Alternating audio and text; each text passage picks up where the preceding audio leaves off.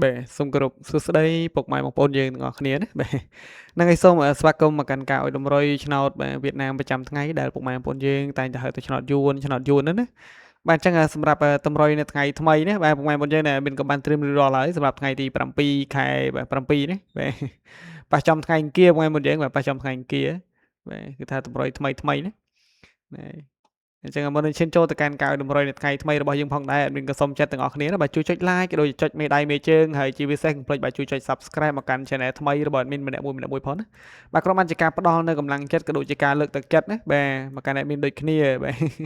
ដោយសារ channel admin នៅ រៀង ថ្មី ដែរ ហ្នឹង បាទ យើង បាទ channel admin រៀង ថ្មី ដែរ បាទ គឺ admin ធ្វើ ឡើង គឺ ដើម្បី ត្រៀម សកួរ ទុក ណា បាទ ក្រែង លោ ថ្ងៃ ណា មួយ ពុក ម៉ែ បងប្អូន យើង បាទ ស្វែង រក channel ធំ របស់ admin មិន ឃើញ ក៏ អាច មក យក លេខ តម្រុយ ពី channel នេះ យក ទៅ ផ្សង សំណាង កំសាន្ត បាន ដូច គ្នា ផង ដែរ បាទ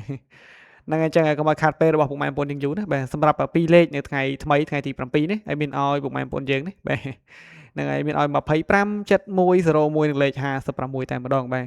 ហ្នឹង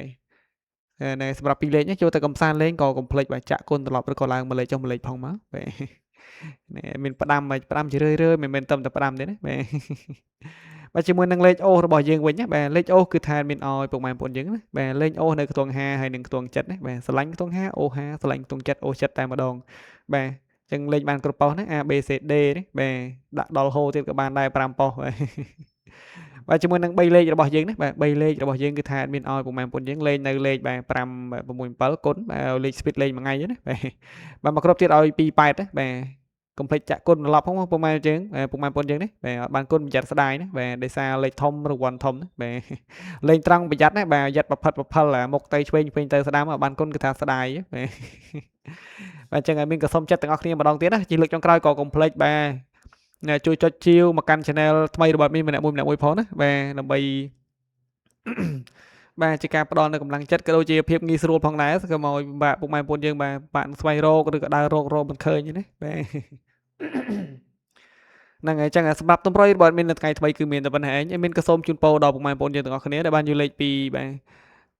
channel របស់ admin យក ទៅ ផ្សង សំណាង ណា ក៏ សូម ឲ្យ ហេងៗ បាទ ចូល បាទ ចំ ទាំង អស់ គ្នា តែ ម្ដង បាទ ហើយ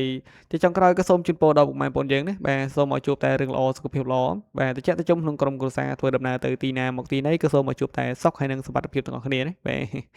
បាទ ចឹង